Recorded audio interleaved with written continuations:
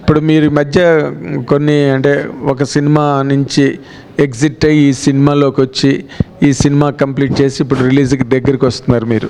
But మీ మీద ఆ what you call Harihara Veeramallu తాలూకా hang over audience point of వ్యూలో ఎంతో కొంత ఉంటుంది.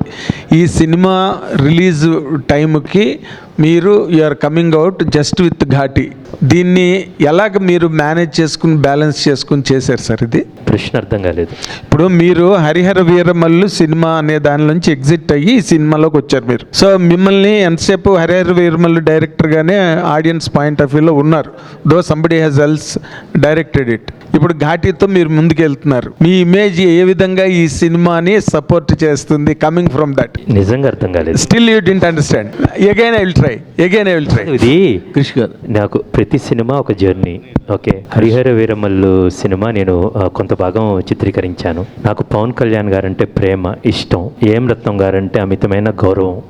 చిన్నప్పుడే సూర్య మూవీస్లో ఆయన పోస్టర్ చూసి పనిచేయాలనుకున్నాను. బేసిక్గా ఆయనతో ఇన్స్పైర్ అయిన వాళ్ళం. కొన్ని షెడ్యూలింగ్ కారణాల వల్ల మేము స్టార్ట్ చేసిన తర్వాత కోవిడ్ కావచ్చు, అనేకమైన షెడ్యూలింగ్ కారణాల వల్ల నేను కొంచెం పక్కకు రావాల్సి వచ్చింది. నా ఇష్యూస్, నా పర్సనల్ ఇష్యూస్ వల్ల నేను పక్కకు రావాల్సి వచ్చింది. సో అది ఆ జర్నీ పూర్తయింది, ప్రయాణం. ఓకే, నా పరంగా పూర్తయింది. అండ్ ఆ జర్నీని ఇంకొక దర్శకులు జ్యోతికృష్ణ గారు కంటిన్యూ చేశారు. ఇప్పుడు అయిన తర్వాత నేను ఈ సినిమాలో ఉన్నప్పుడు పూర్తిగా ఘాటీలా ఉన్నానన్నమాట. బేసికల్గా ఎంత ఫోకస్డ్గా ఉన్నానంటే అంత ఫోకస్డ్గా ఉన్నాను.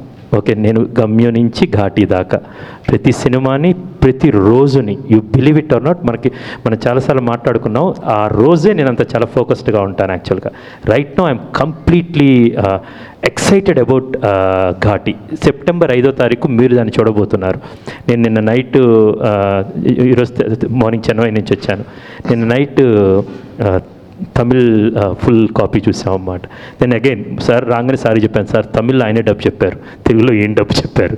So I told I'm just enjoying that actually. And ఒక కథ నేను చెప్పాను కదా, పేలటానికి సిద్ధంగా ఉన్న కథని, అది ఆ అగ్నిపర్వతం రెడీగా ఉంది, ఇప్పుడు తీసుకొచ్చాం, దాన్ని ఆడియన్స్కి ఇవ్వబోతున్నాను. సో అట్ దిస్ మూమెంట్ నేను చాలా ఎక్సైటెడ్గా ఆడియన్స్కి ఈ సినిమాని అందివ్వడానికి రెడీగా ఉన్నాను.